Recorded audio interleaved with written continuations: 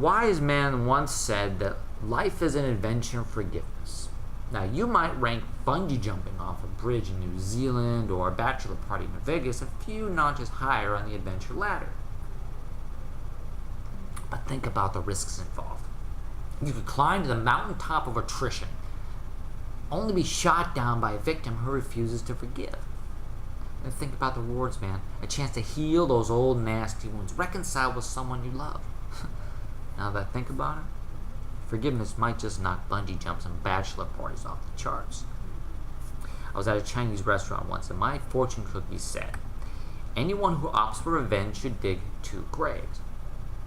Why, you may ask? Because we only get 2 choices, to forgive or to die a slow death.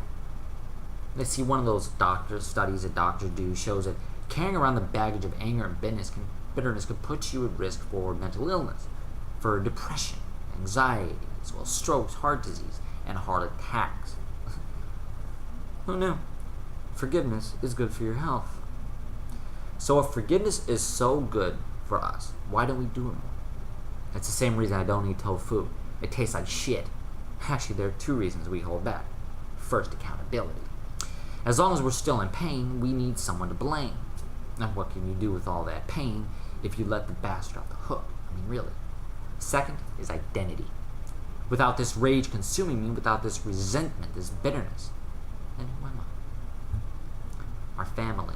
Our family, they can annoy the hell out of us. They can piss us off on an almost daily basis, and yet we still love them. We can still forgive them. Why? Because we are family. 70 times 77. Jesus said that's how many times you're supposed to forgive your brother. Most of us are still working on number 7. Meanwhile, an innocent man is nailed to a cross with iron spikes and says while dying, "Forgive them, Father, they know not what they do." Kind of raises the bar for the rest of us, doesn't it? But yet, who is the hardest person of all to forgive?